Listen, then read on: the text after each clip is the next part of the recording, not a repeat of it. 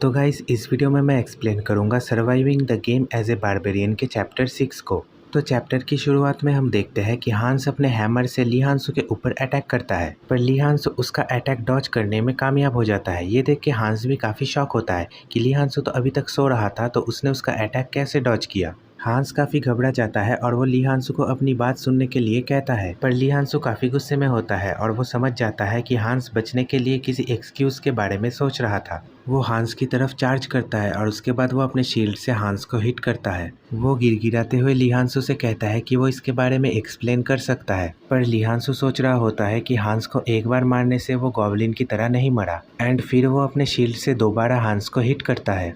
काफ़ी जख्मी होने के बाद अब हांस ली हांसू से सॉरी कहता है और वो अपनी जान की भीख भी मांगता है। ली हांसू उससे पूछता है कि उसने ऐसा क्यों किया।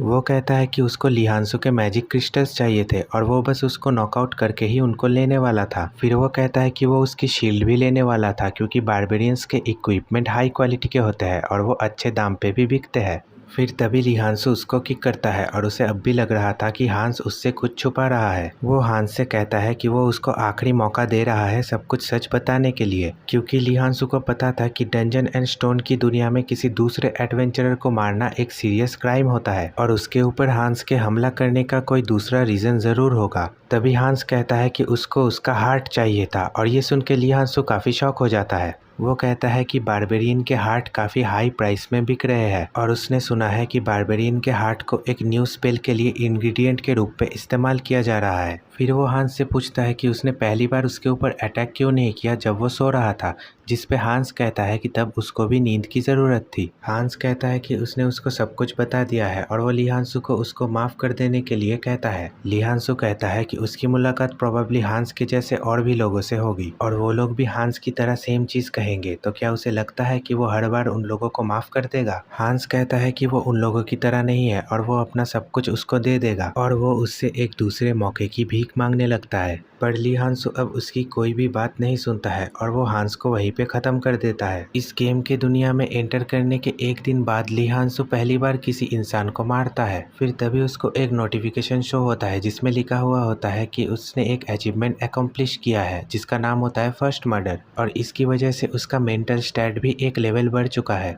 गेम के दुनिया में एंटर होने के बाद अब 2 दिन बीत चुके थे और अब हम ली हांसू को देखते हैं जो कि हांस के इक्विपमेंट को यूज कर रहा था, जिसकी वजह से अब उसके ओवरऑल सभी आइटम्स के लेवल भी बढ़ चुके थे। दूसरे दिन होने की वजह से अब गॉब्लिन्स भी ली हांसू के सामने पेयर्स में आने लगे थे। नया वेपन मिलने की वजह से अब उसका बैटल स्टैट भी काफी बढ़ चुका था और वो अब 2 गॉब्लिन्स को भी आसानी से हरा पा रहा था। वो नॉन स्टॉप गॉब्लिन्स के साथ लड़ रहा था जिसकी वजह से वो सो भी नहीं पा रहा था और उसे लगता है कि अब थकान की वजह से ही उसकी मौत हो जाएगी। वो सोचता है कि ओवरनाइट कंपेनियन के बिना भी वो ठीक है। उसके मुकाबले गॉब्लिन्स के डैगर से स्टैब होकर सरवाइव करने का चांस ज्यादा होता है। वो आसपास के सभी गॉब्लिन्स को मार चुका था और वो अब थोड़ा सोने की कोशिश करता है। तभी उसको एक नोटिफिकेशन आता है कि उसके कैरेक्टर को नींद में किसी ने हमला कर दिया है और जब वो अपनी आंखें खोलता है तो वो देखता है कि एक गॉब्लिन ने उसके सीने पे खंजर घुसा दिया था। तभी वो उस गॉब्लिन के ऊपर स्ट्राइक करके उसको मार देता है। ये देख के वो दूसरा गॉब्लिन काफी डर जाता है और वहां से भाग जाता है। ये देख के ली हांसू सोचता है कि अच्छा ही हुआ क्योंकि अब उसके पास उस गॉब्लिन को चेस करने तक की भी एनर्जी नहीं है। इसके बाद वो अपने जख्मों पे हीलिंग पोशन का यूज करता है जिससे उसे काफी दर्द होता है और वो सोचता है कि हीलिंग पोशन यूज करने से तो स्टैब होने से भी ज्यादा दर्द होता है। अब टाइम हो चुका था कि दूसरे लोग भी ओवरनाइट कंपेनियन की तलाश में होंगे, पर ली हांसू अब किसी का भी भरोसा नहीं कर पा रहा था क्योंकि अब उसे पता चल चुका था कि बारबेरियंस के हार्ट कितने वैल्यूएबल होते हैं। पर अगर उसे कोई दूसरा बारबेरियन मिल जाता है तो वो उस पर भरोसा कर सकता है।